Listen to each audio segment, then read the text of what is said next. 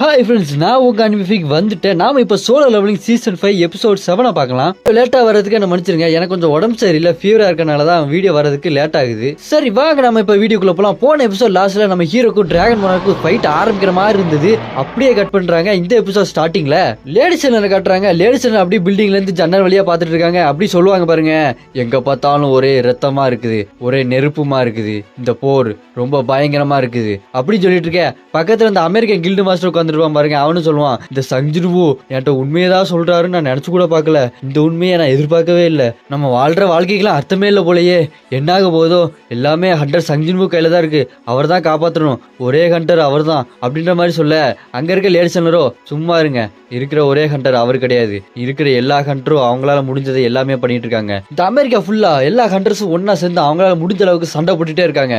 ஈராங் Hunter அவங்க மனுஷங்களோட கொஞ்சம் பவர்ஃபுல் ஜாஸ்தியா இருந்தாலும் அவங்க மனுஷங்க யூஸ் பண்ற வெப்பனை யூஸ் பண்ணாம மேஜிக் பவர் யூஸ் பண்ணி அவங்களால முடிஞ்ச அளவுக்கு சண்டை போடுறாங்க. ஈராங்கா இருக்கட்டும், டி ரேங்கா இருக்கட்டும், சி ரேங்கா இருக்கட்டும், எஸ் ரேங்கா இருக்கட்டும், எல்லாருமே ஹண்டர்ஸ் தான். அவங்களால முடிஞ்ச அளவுக்கு சண்டை போட்டுட்டு தான் இருப்பாங்க. ஈராங் ஹண்டர் ஒரு மாஸ்டர் கொண்டா டி ரேங்க் ஹண்டர் 2 பேரை கொள்வான், சி ரேங்க் 3 பேரை கொள்வான், ஆனா எஸ் ரேங்க் 1000 கணக்கில் கொள்வாங்க. என்னதான் அவங்களோட சக்திக்கு ஏத்த மாதிரி ஒவ்வொரு மாஸ்டர் கொண்டுகிட்டே இருந்தாலுமே கடைசியில அவங்க நம்மளுக்கு கொடுக்க போறது நம்பிக்கை தான். அவங்க இருக்காங்கன்ற நம்பிக்கையில தான் நம்ம வாழ போறோம், அந்த நம்பிக்கையில தான் நம்ம இதுக்கப்புறம் வாழணும் அப்படின்னு சொல்லிட்டு இருக்கேன். அங்க ஹண்டர்ஸ் எல்லாம் சண்டை போடுறத அப்படி காட்டுறாங்க. தாமஸ் ஆண்ட்ரே ஒரு பக்கம் பொழந்து கட்டிட்டு இருக்காப்புல, மத்த ஹண்டர்ஸ்ல அவங்களால முடிஞ்ச அளவுக்கு சண்டை போடுறாங்க. நம்ம சாகேவும் காட்டுறாங்க. நம்ம சாகே அப்படி எல்லா மாசம் கொண்டு அப்படி கெத்தா மேல நின்று இருப்பாங்க பாருங்க, வேற லெவல்ல இருக்கும் பாக்குறதுக்கு. அந்த ஒயிட் டைகர் பேக்கோ எல்லா மாசையும் கொண்டுட்டு ரொம்ப டயர்டா தானஸ் எண்டு கேம்ல உட்கார்ற மாதிரி சோர்ந்து போய் உட்காந்துட்டு இருப்பான். அங்க அப்படியே கட் பண்ணி இங்க சேர்மன் சவுல் கிட்ட காட்டுறாங்க. அங்க அவரோட அசிஸ்டன்ட் வந்துட்டு சொல்றான் பாருங்க, நம்ம ஹீரோ சங்ஜின்வூ அட்டுலியம் பண்ணிட்டு இருக்க அந்த டிராகன் மோனார்க்கு படத்திலே தட்டி அவரோட தனித்தீவுல கூட்டி போயிருக்காரு சார், அவரோட கோட்டையில வச்சு அந்த டிராகன் மோனார்க்க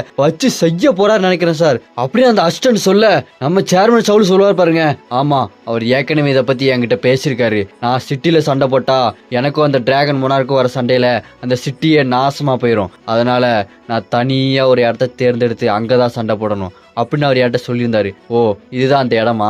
தனித்தீவுல சண்டை போறதுனால அவரோட மானாப்பா அவர் எங்கேயுமே போகாம அவர் சுத்தியே இருக்கிறதுனால அவர் இந்த பேட்டில ஜெயிக்கிறதுக்கான வாய்ப்பு ரொம்பவே அதிகமா இருக்கும். அந்த டிராகன் மோனார்க்க வச்சு செய்ய போறாரு பாரு, அவரோட ருத்ர தாண்டவத்தை இந்த சிட்டியால தாங்கவே முடியாது, அதனாலதான் அவர் அந்த தீவை தேர்ந்தெடுத்திருக்காரு. அதுக்கு அந்த அசிஸ்டன்ட் சில்லியா ஒரு கொஸ்டின் கேட்பான் பாருங்க, சார் நம்ம வேணா அவருக்கு உதவி பண்றதுக்கு ஹண்டர்ஸ் அனுப்பலாமா சார் அப்படின்னு கேட்கறான். அதுக்கு அந்த சேர்மன் சவுல் சொல்லுவார் பாருங்க, என்னடா காமெடி பண்ணிட்டு இருக்க, உனக்கு அந்த ஜேஜோ ஐஸ்லாண்ட் ரைட பத்தி தெரியுமா?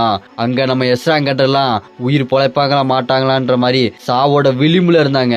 அப்பதானா நம்ம ஹீரோ சஞ்சின்வூ அங்க போனாரு. அங்க போய் ஒத்த ஆளா அங்க ஆட்டம் காட்டிட்டு இருந்த அந்த பிளாக் ஆண்ட